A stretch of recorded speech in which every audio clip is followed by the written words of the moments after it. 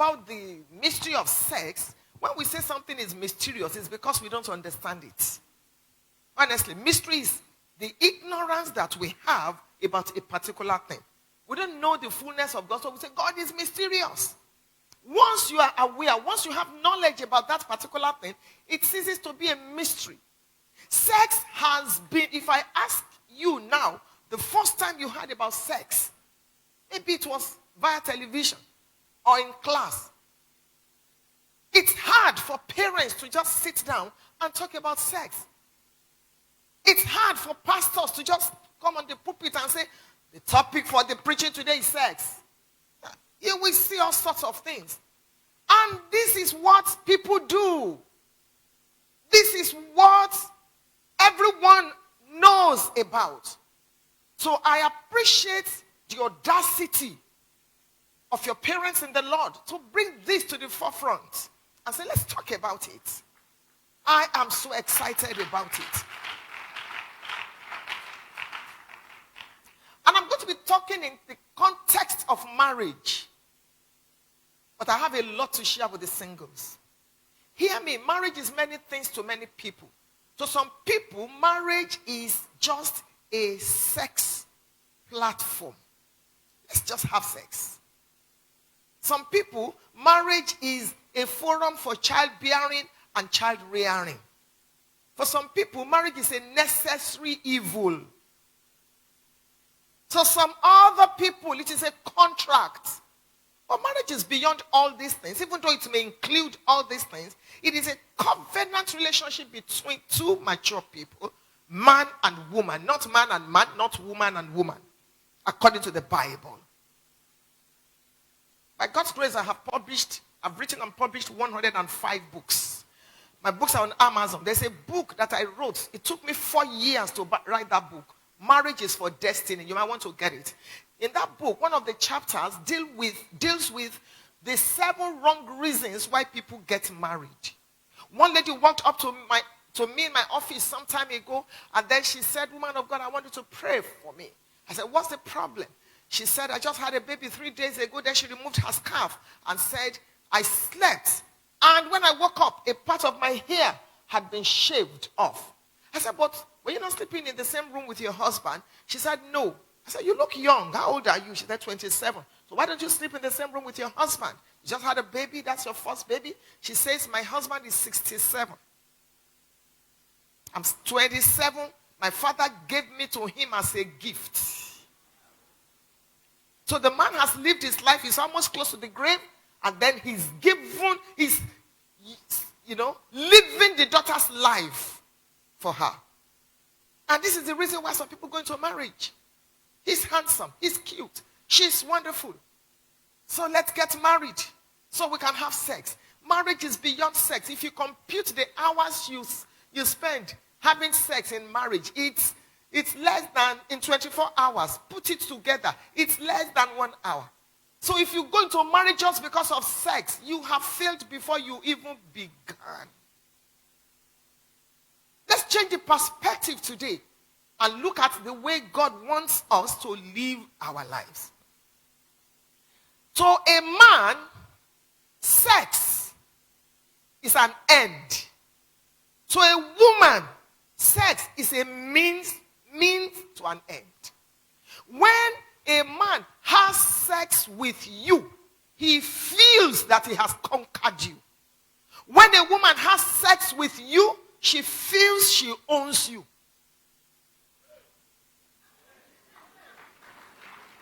That's why you must be careful who you allow to come into that space of your life. You must be disciplined enough to choose who you allow, because do you know that psychologists have now discovered that when you have sex with someone for the next 15 years, every good thing, every evil thing, every curse, every negative thing in that person's life is likely to be present in your life. It's not a scientific thing. The Bible says that he that is joined to an harlot. Is it not the Bible? God is so real. God is so powerful. Stop living your life. Hey, if I can just have sex. If I can just have sex. 5 minutes. 10 minutes. Maybe if you're a jackal, 30 minutes. It's over. There's more to life than just having sex. Sex is just a part of the tools that God has blessed humanity with. Don't let it be at the center of your life. I want to look at the anatomy of the man and the anatomy of the woman so that you see why we differ when we talk about sex as male and female. Minimum of 5 major ways a man is different from a woman. Minimum. We're different in our physical being. We're different in the way we think. Same brain, but we think differently. When a woman gets pregnant in the 29th week of that pregnancy, if she's going to have a boy, the left side of that baby boy, something happens to it. Or the right, I can't remember now, the right side, the right hemisphere. Something happens to it. If she's going to have a girl in the 29th week of the pregnancy, and you can Google this, it's a medical fact, nothing happens. So a man thinks with only one side of his brain. Functionally. I'm going to explain to you. But a woman thinks with both sides of her brain. Medical science. Medical fact. That is the reason why a man thinks deeper. And a woman thinks faster. A man will consider the pro and the con. If we go and fight with our neighbor now, we will look. A woman is saying, let's go and fight. It doesn't matter. We will leave this house. She doesn't know where she will park to. We will leave this house. Now, who is the landlord? The man is thinking because the man has enough space to think. The man is not inferior. He's not superior. The woman is not inferior. She's not. You are just different. So understand. A man thinks deep. A woman thinks fast. That is the reason. Because a woman uses both hemispheres, the right hemisphere and the left hemisphere of her brain. That is why a woman can multitask. A woman can do many things at the same time. As a man, let your wife just leave the baby or the babies with you for 3 hours. Let her go to the markets. And as soon as she leaves, the toddler begins to cry. The baby begins to cry. You know, that one poo-poos and the doorbell rings. And the gas is burning. The first thing the man is likely to do is go to the window to see if the woman is already coming. But excuse me, this is what a woman does every day.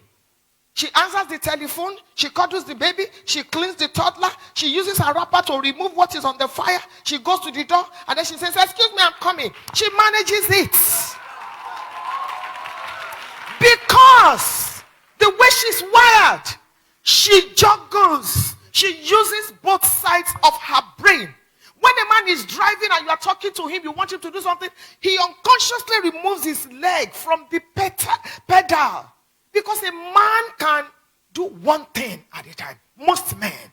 It's the way they are wired. We're different in the way we think. A man is thinking, I'm 35, I'm 40, I'm 50. I don't have a house or I don't have a second house. The woman is thinking, Christmas is coming, what shall we wear? They are not inferior. Both of you are good. Both of you are needed. Both of you are necessary. I'm taking you on this journey so you will understand why we behave the way we behave when it comes to sex.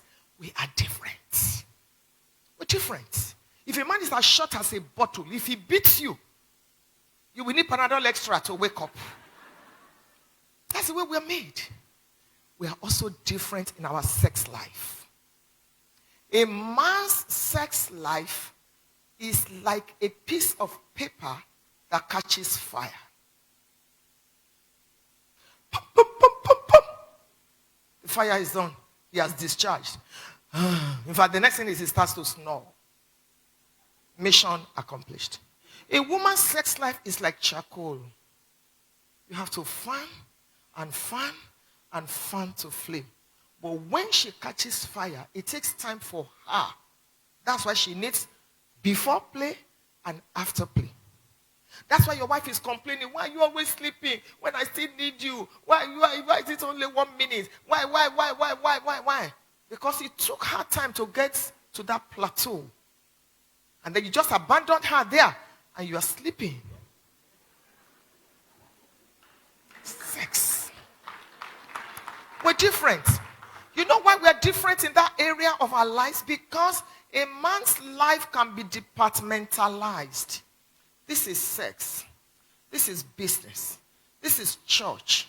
This is ministry. This is that. A woman's life is not departmentalized. A woman's life is like the hub of a wheel. You know that bicycle? Everything is connected. In fact, if you want to sleep with your wife at 9 p.m., you must start preparing her at 6 a.m. when you wake up. Because if anything goes wrong before 9 p.m., everything is connected. So you will hear her say, what's wrong? Nothing. When your wife says nothing, there is something. Are you okay? Yes, because a woman carries her problem everywhere. Dear Lord, I bring you this problem. Jehovah, I surrender all to you. Lord, please, I thank you because you will do it in Jesus' name. Amen. As soon as she stands up, she carries it. And the angels are looking for the problem. Madam has carried it. And then she begins to transfer the aggression. What did you say? Don't leave me alone. No, leave me. So you're wondering what happened. She says, you remember when you shouted at me in the bathroom? You think I didn't notice? I just kept quiet. Oh. Remember when your cousin was there? And you see a woman. That is who she is. If you don't have this understanding, it will affect your understanding of sex. What's wrong with you? You're always complaining. In fact, one man sent a mail to me one day. I was in England. He said, Ma'am, please, ma, as you are going to preach, I know you don't have anything to say about it, but please mention this. Anytime I want to touch my wife, she will be praying in tongues. Everything affects a woman. Therefore, everything affects her sex life. Maybe she has a problem, so she's binding and loosening and, and all. And you're wondering, why is it? Some women, they've been raped before. So they have this perception about sex that is very wrong. Because a woman's life is not departmentalized. And if you're not careful, she brings it into marriage and she becomes frigid. And you're wondering why it's only missionary style. Are you done? Have you finished? Souls are perishing. I know you're all mature, so I can say all these things that I'm saying, So, and you wonder, the man wants you to explore. The man wants this. The man wants that. Sometimes, if you don't deal with your past, it affects you. Let me make you laugh. About 1 month after we got married, I will wake up and quickly, if I wanted to make love with my husband, I must tell him, please switch off the light, switch off the light. I cannot, how can a man just be touching you like this? Then I will quickly go to the bathroom. I will shower then. When I come to the room, I will put a towel around my body and be creaming my body.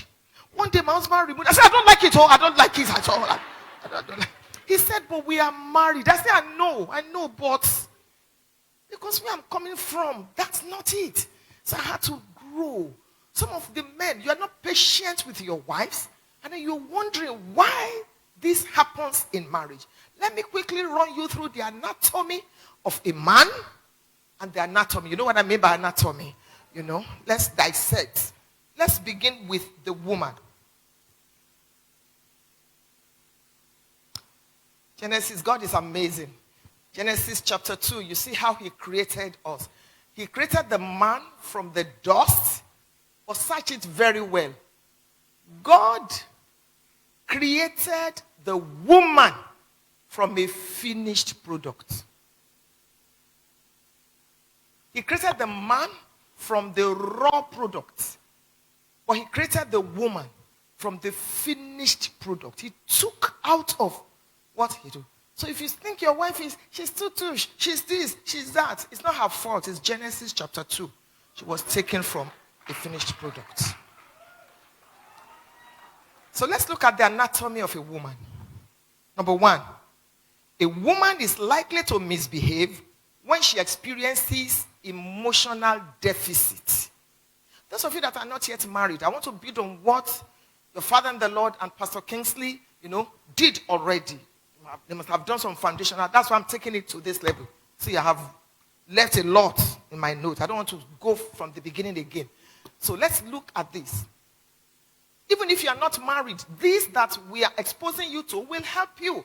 Because awareness is the highest form of light. My people are destroyed for lack of awareness. Not for lack of prayer and fasting, but for lack of awareness, for lack of knowledge. This will help you. Before I got married, I read almost 100 books on marriage. I didn't even know that I would be called to ministry with families. So it's important for you to build this and keep it. Because life is going to ask you questions. 1 Samuel chapter 17, the last verse. Saul said, whose son is this? Life will always ask you questions. Ruth, chapter 3. The same thing Boaz said. Whose damsel is this? Life will always ask you questions. So when you have this loaded, it will show if you have the answers. So a woman is likely to misbehave when she experiences an emotional deficit. A woman is a multiplier. God gave her the womb. The womb is not only for carrying babies. Whatever you give a woman, she multiplies back to you. So if her emotional bank is in deficit, she will not give you correct sex. And I'm speaking in the context of marriage. If you are not yet married, let me give you a motherly advice. And if the men hear me well, let the women hear me doubly. When fornication takes place, it is the lady that loses more. Because a part of you goes with that man irretraceably and irrevocably. You don't want to do that. The Bible says the heart of man is wicked, not the heart of woman. When a man has seen it all, he has nothing to look forward to because every man is a hunter. So when you give it to him on the platter of gold, you lose your dignity. It does not matter what goes on social media. The fact that it is popular does not mean it is right. Keep your dignity. Even if you lost your virginity before you met Jesus, must you continue to lose it? Keep your dignity. Any man that cannot wait till he puts a ring on your finger is a bicycle. Wait for your Bentley.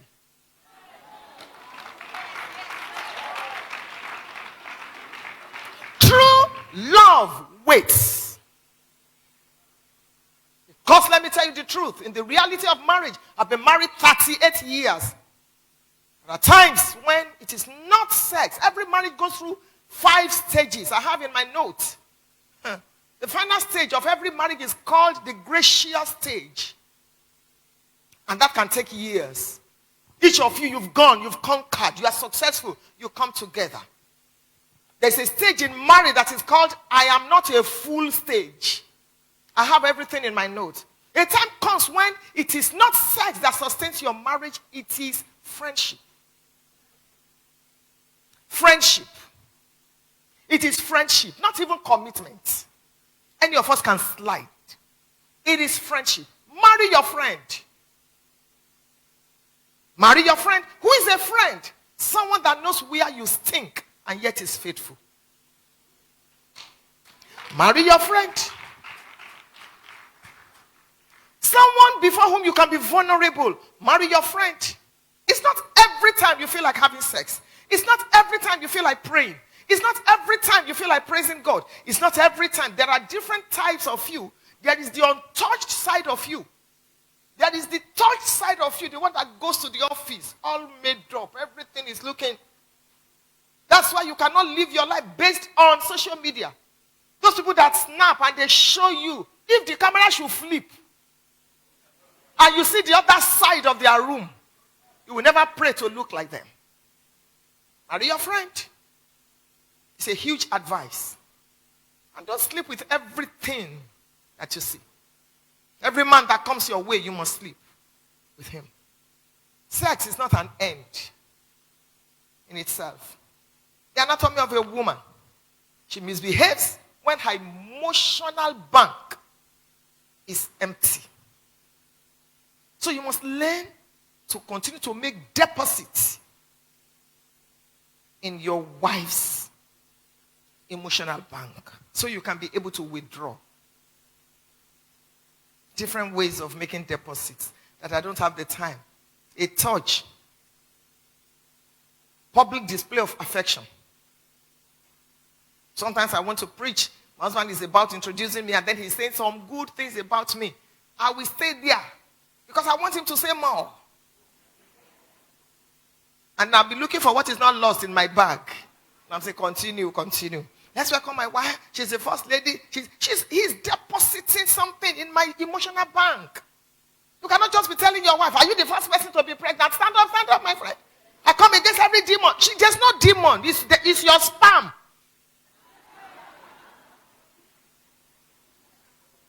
When last? Let me see. So I can know how to manage my time. How many of you are married here, please? Okay. So I'm going to address singles more then. Yes. But you two get this. So you must learn to deposit in the emotional bank of your wife. I need to run because of the singles. Number 2. I'm analyzing a woman. A woman remembers the now blessing. So it is wise for you to spread the blessing. If you give your wife 10 million now, she will thank you and thank you and thank you. In 1 week, in 1 month, she's forgetting. I say, I don't even know what is going on in this house. She prefers that you give her consistently. Consistently, not just once in a while. It's good for the once in a while to come. I'm telling you all this. You want to enjoy sex in marriage. Understand this. It will help you. Why is she always misbehaving? This is it. Number 3, I've told you a woman is a multiplier, so be careful what you sow. Number 4, a woman responds more to words, so watch what you say. A woman responds to words. If you say, when I say, you are beautiful, oh God, you see her at the bus stop, she's between. For 3 days, she's still thinking, a man said to me, I'm beautiful. I didn't get his number. Men don't care. Whether I tell him he's handsome or not, that's not his business. It's going on. That's a woman. Number 5, you can win an argument with a woman, but you cannot win the war. I'm not going to be explaining too much because of time. Number 6, there is nothing a woman cannot get from a man using her various skills. Body, emotions, persuasion, manipulation, sex, lullaby, praise. Number 7, every woman is security conscious. You want to have sex with your wife. She's asking you, did you lock the door? The man says, yes, I locked it. The woman will say, go and check again. And men can do anything at that moment. The man will stand up again, go and check. Say, I told you that I locked it. I want to drink water. He will ask you, is it cold or room temperature? And some women can be manipulative.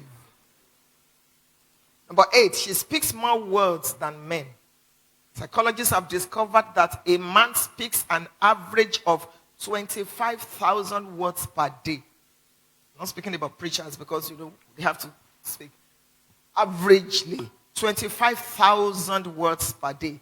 A woman speaks an average of 250,000 words per day.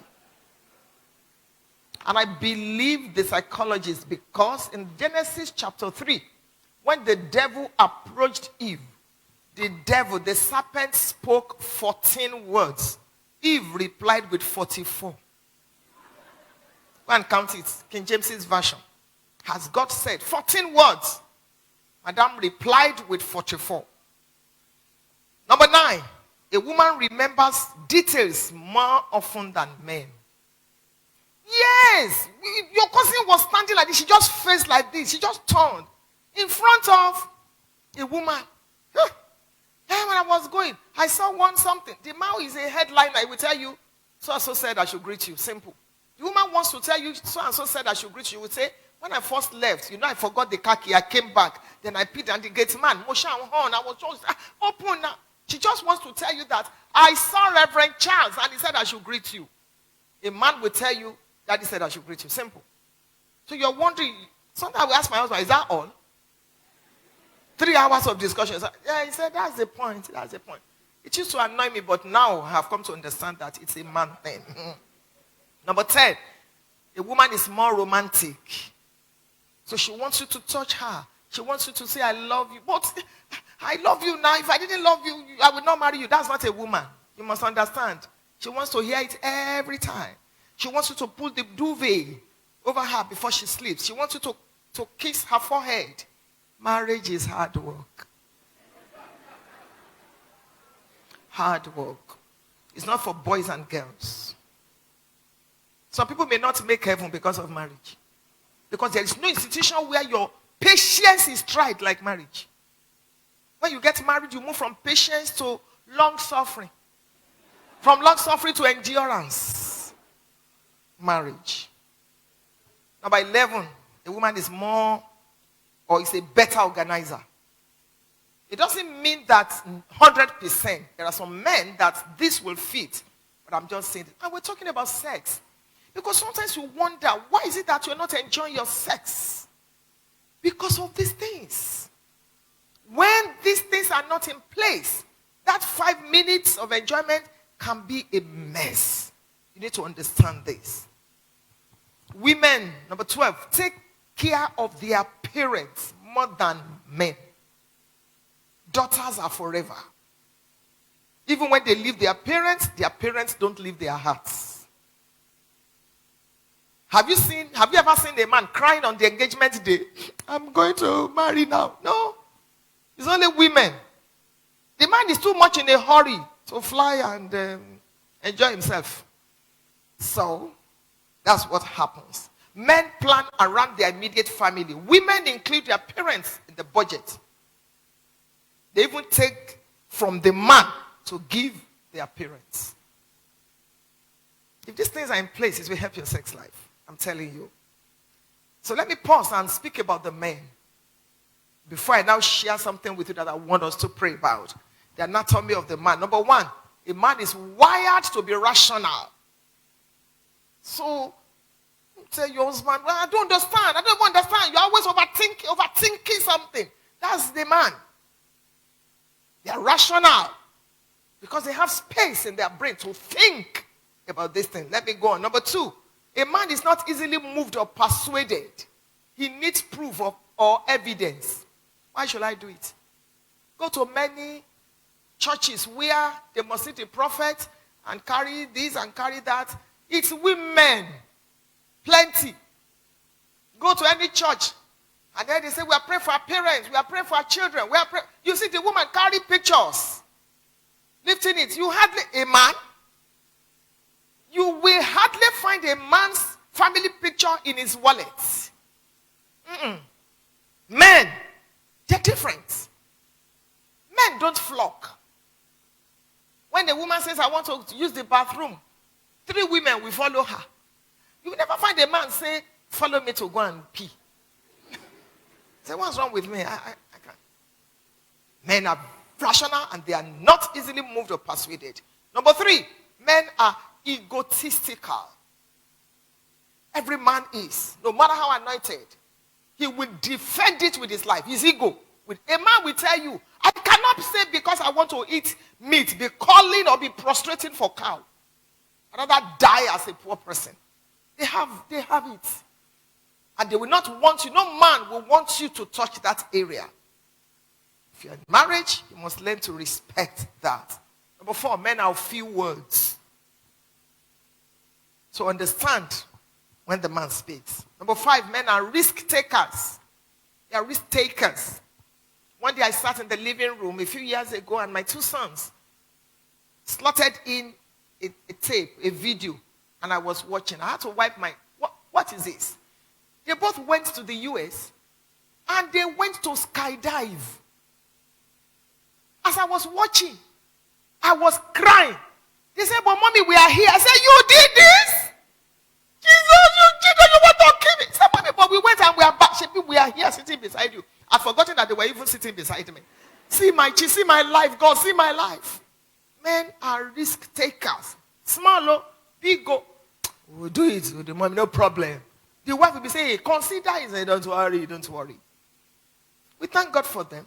But sometimes it's good for you to listen to your wife. Number 6.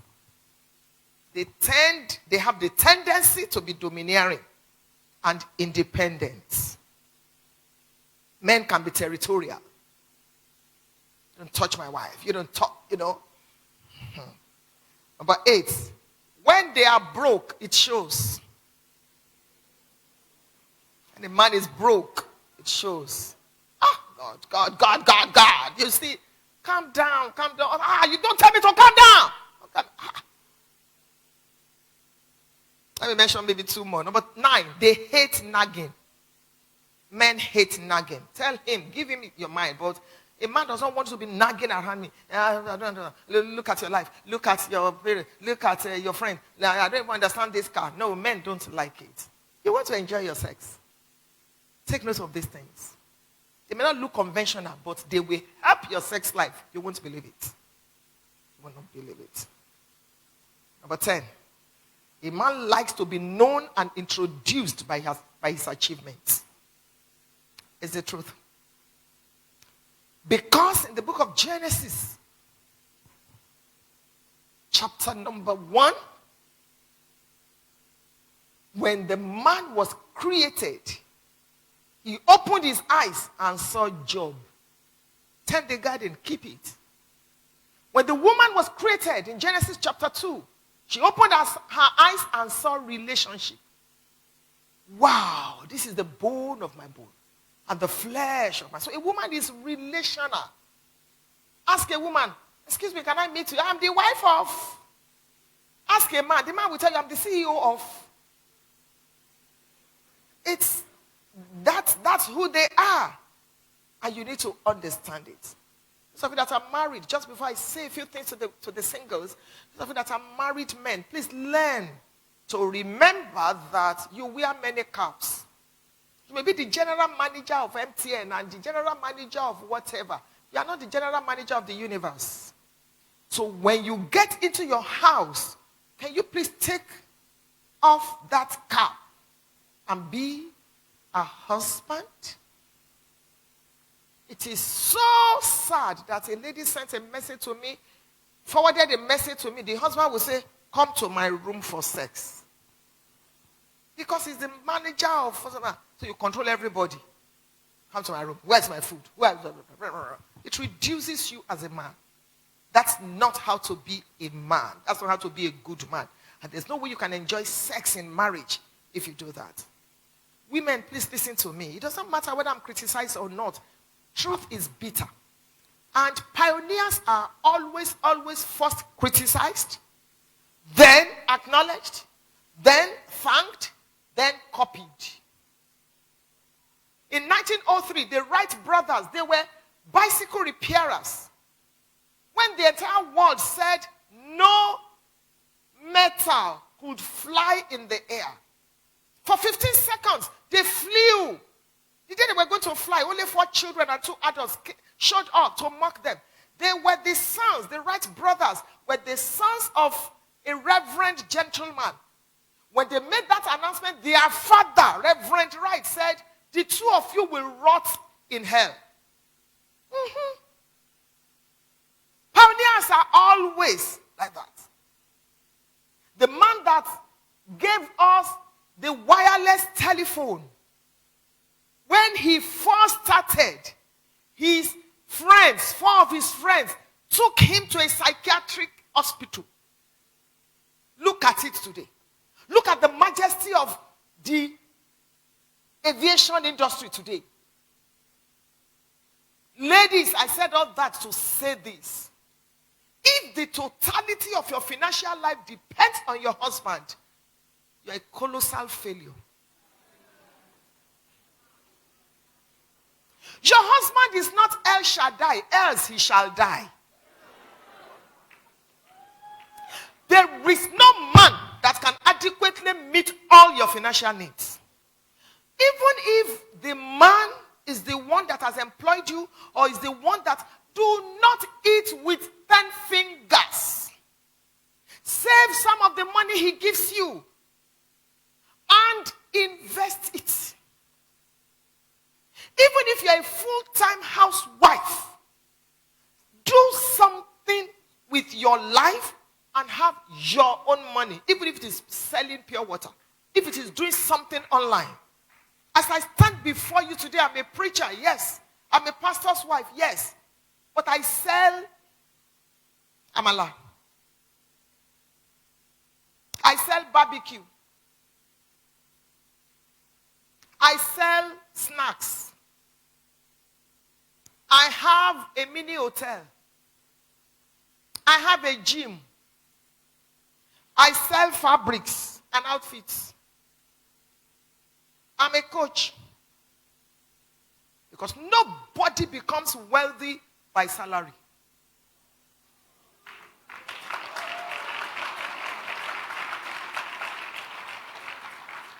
There's no way they will call an offering or a special seed in a church and I will not be one of the first to come out.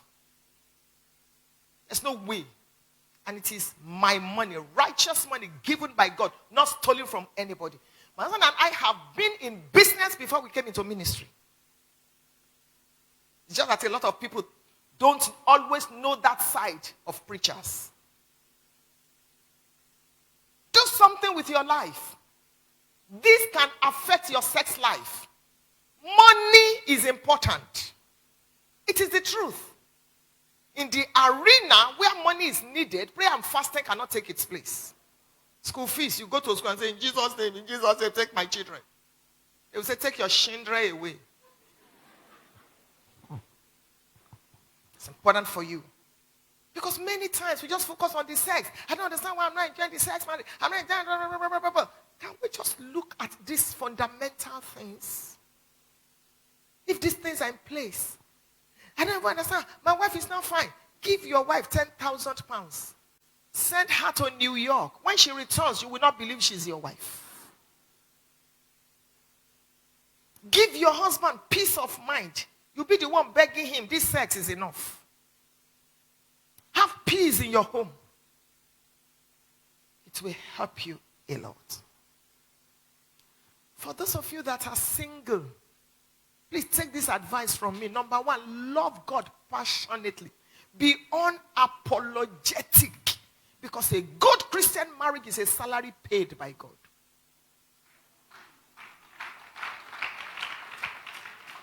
I still go to church to sweep. I've been sweeping as a single lady. You can't collect my broom from me. Serve God. I tell them, don't take this broom. It was broom phone I was holding before Jesus gave me microphone. You're singing in the choir. Sing unto the Lord. Do it as if this ministry, nothing must happen to it. You are playing the drums. It must never be dirty. My junior sister, it's only my brother that is in between us. Same father, same mother. She got married. She served me for 11 years. Got married. God helped her. It was a good wedding. And she didn't have a child.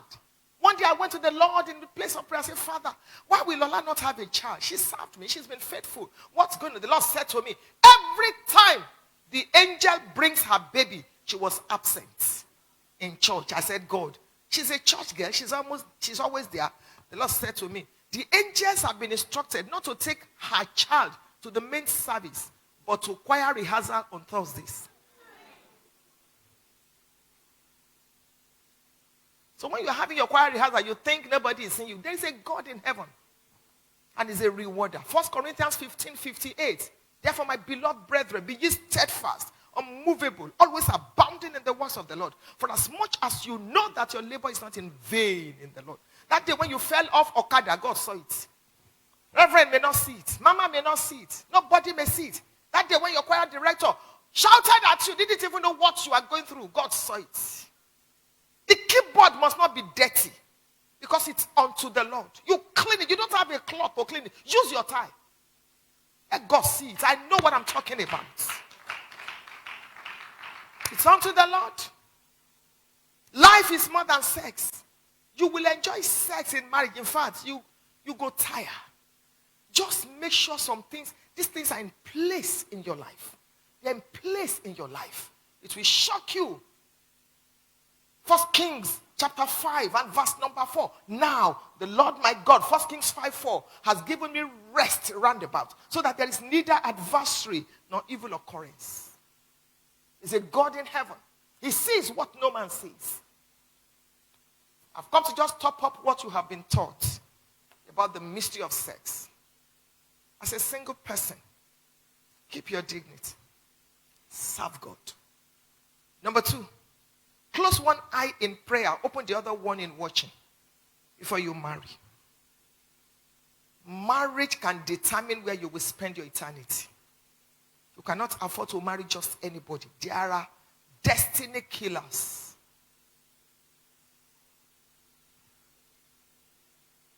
They are everywhere. Looking for who to devour. John 10:10. Close one eye in prayer. Open the other one in watching. Sex will be fine. If you don't get it right, that is a problem. Number 3, marry from your tribe. When I say tribe, I'm not talking about Edo or Yoruba. I'm talking about the kingdom. You cannot go and marry one Alhaji because you think you are 43. Marry from your tribe. The prototype for choosing is in Genesis chapter 24. Marry from your tribe. Don't marry anybody that has nobody you can report him to. Someone that is not accountable. That is the brake system of your life. Any car without a brake system is prone to accidents. Don't marry someone that has no root, nothing. Number 4, don't marry a lazy person. Do not marry a lazy person. 11 a.m., the person is tying wrapper and still praying in tongues. Cha-cha, cho-cho, chich. Even the tongue is sick. What's all that? Don't marry a lazy person. And can I shock you? Those of you ladies that are saying, once I get married like this, hey, my own down. There's nowhere in the Bible where God says a woman should not work. Nowhere. Look at Proverbs 31. Look at that woman. Real estate, she was there. Gardening, agriculture, she was there. Look at her. When you have something as a woman, you add value to your marriage. No matter how wealthy your husband is. VAT, value added tax. It may be your brain that the man will be tapping into. You must be able to add value. When David wanted to marry Michal, the father-in-law said, give me 100 foreskins. David gave 200. If your husband were to repay your dowry, will he increase it or decrease it? That Michal was a good woman. There was a time God said to me, study the lives of women that didn't finish well in the Bible and in your contemporary world. I began with Jezebel. That woman, Jezebel, was a powerful woman. Most times, how we look at it, she's girlfriend, she's this, me. Because inside every experience, there is a blessing and a lesson. I searched her life. I studied it. Jezebel. That woman taught me commitment in marriage. She said to her husband, what's going on here? Why are you sad, oh king? The man said, he said, leave it. I will get it. That woman was a real politician. She sorted the man out. Even though it was bad. I give it to Jezebel. Then I moved on to Delilah. That woman taught me how to befriend my husband. She taught me how to be romantic. The most anointed man on earth pillowed his head on somebody's laps. I need to study that woman. There's some married women. They don't know how to befriend their husbands. Everything is spirit. They don't know how to dress. At 37, they look 67. Even if you don't wear jewelry or makeup, madam, upgrade now. Upgrade. And it's not everywhere you tie scarf to. Your husband is sleeping with you. You are so used to scarf. Sleeping with you. My scarf, oh, my scarf. Scarf every time. Scarf. And this terrible beret, the person that started that beret will stand before the throne of God in judgment. And it's for women only. Want to kill us? You must carry scarf as you are going to the market. Carry scarf in the bathroom. Carry scarf when you are having sex. What do you now? What is wrong in you? You must be presentable. It's important. This is what I brought for you today as far as sex is concerned. Because if you take care of these things, sex will be a child's play in your marriage. You will enjoy yourself. And those of you that are married, don't wait till your husband invites you before you have sex in your marriage. It is in the olden days. That's a sex, so because the man will think you're a prostitute. Lie. Ask him for sex. Look at your husband while you are having dinner. Can we have a flight to Jerusalem today?